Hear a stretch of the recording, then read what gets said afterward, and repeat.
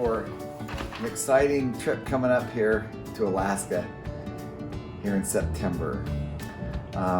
I haven't made a training video this year, but so I'm kind of anxious to get in front of you and talk about a couple of things. Just I want to go over about 7 little fun points of little hacks, or they call it fishing hacks. We're just going to call it tips. How does that sound on the trip coming up? Now, just a couple of things before we get into that. Leaders of your group, and my leaders are Eric Patton, Jesse Heaton, Ken Schaub, David Lunskog, John Dunn, Jason Suker, Travis Osmond, and Scott Parkin. Okay, if you're a leader of the group, please make sure, because I'm going to really rely upon you guys, because I can't talk to everybody. It's going to be very difficult for me. I want to make sure you guys have a COVID plan. I put a plan up on the Kodiak Fishing for Friends and Family, which is where this will be posted. And that's a good plan. And some of your guys are going to be out of state, and I'm hoping they're going to be okay. I'm positive they will be. Just they will test up there. They just barely changed it. They will test up there for $250 a person. I'd rather you not have to do that. Let's save that money. Okay.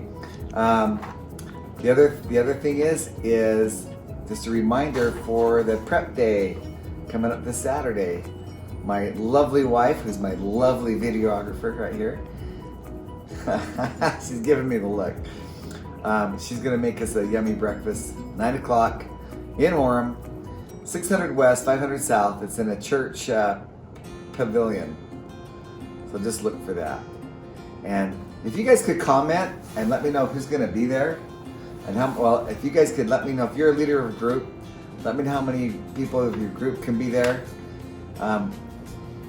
You know, we average about, a lot of the guys have been before, we've been averaging about 20 to 25, 30% people who are signed up actually can be there.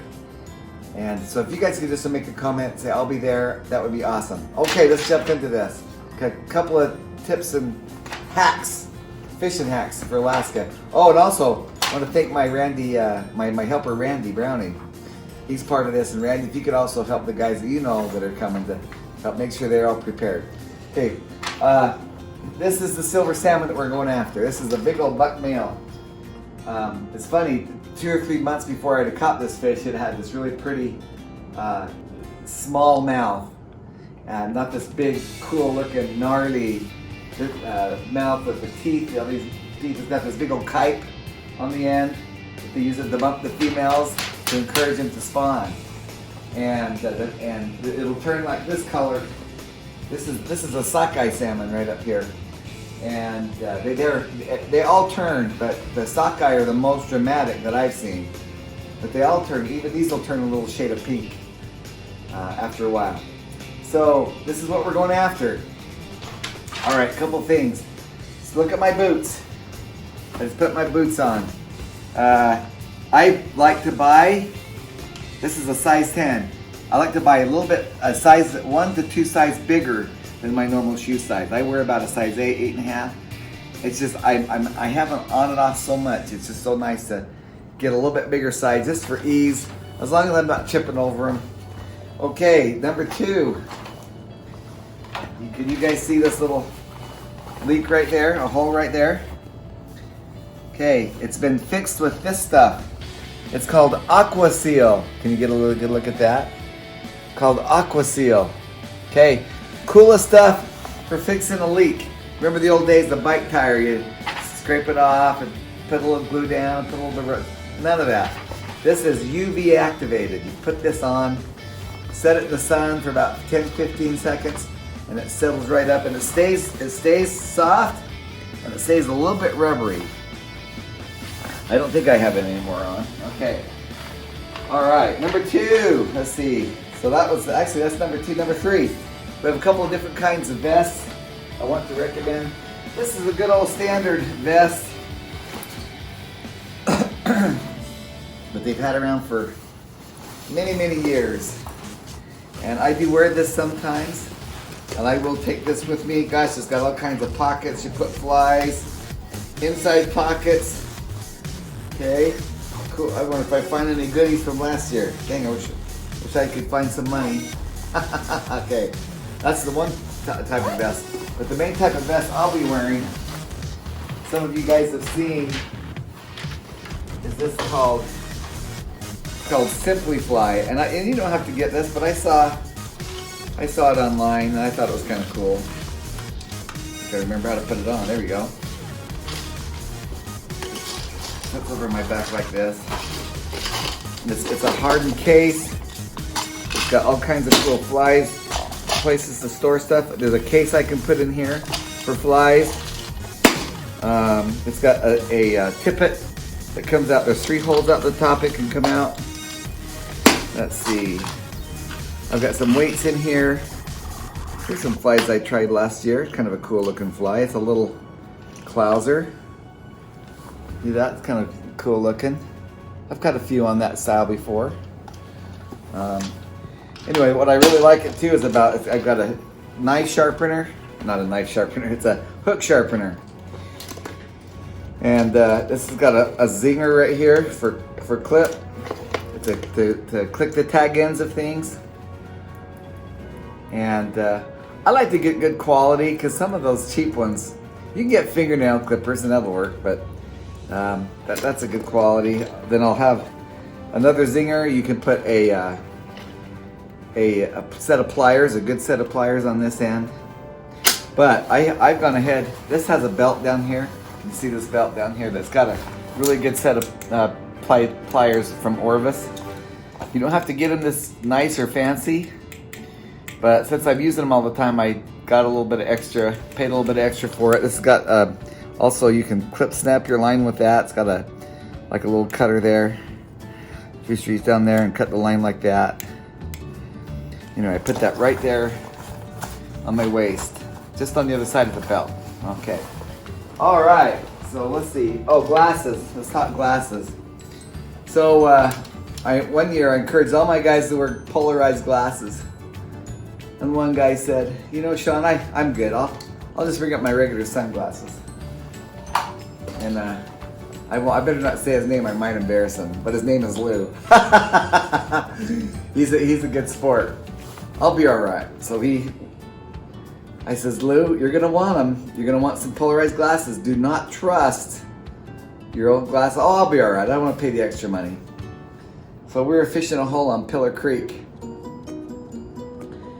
And I said, "Holy cow." I walked up there and I looked at this hole and I could see, guys, there must have been about 20, 30 silvers in this hole. I could see them.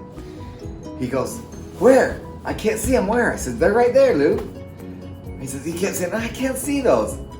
So I take off my glasses and I handed them to him and he put them on and he goes, I'll never forget his expression. He goes, he couldn't believe it. Needless to say, when we got back to Ray's, he went right back in and bought him some polarized glasses. Now these are kind of cool because they've got readers on them. These are 2.0 magnification. I can see them to tie flies. You know, I can tie a fly with that. And maybe another video I'll show you some of my favorite lures, or my favorite fly tying knots. Okay. Gotta have my list to make sure. Oh, types of backpacks. I use a waterproof backpack. I've had both, and your backpack's just gonna get wet.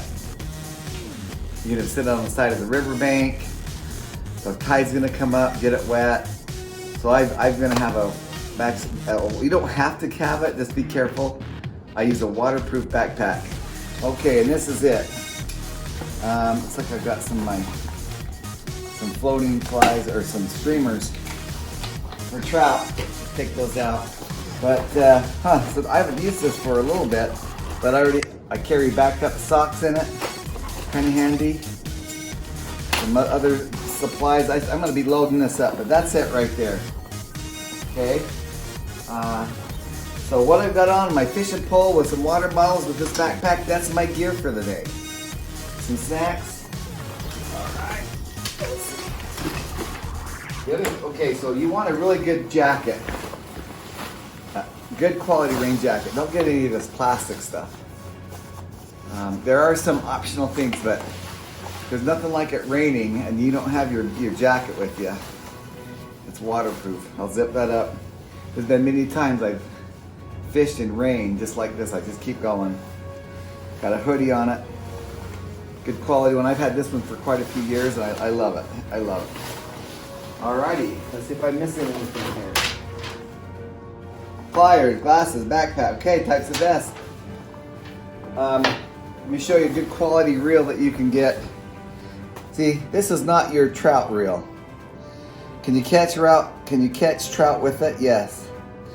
But this is designed to handle the pressures of a 10 to 20 pound or even a 30. You could probably catch a big king salmon on this.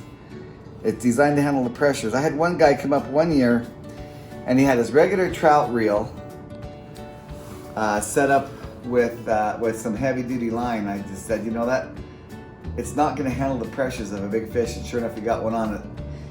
And he had a hard time with it, and so I let him borrow one of mine. This one happens to be Mike Cocola's on this one. I've got to return it, but he's actually got on here some braided line, which you can use. But you can use braided and hook up a swivel to your lure, or you can hook up maybe add on some maybe 30 to 40 feet of 20-pound test fluorocarbon, and I can show you how the right knot. I use a double uni knot. Other people use a blood knot and other knots that are really good, but I like a double uni knot. I've got pretty good at it.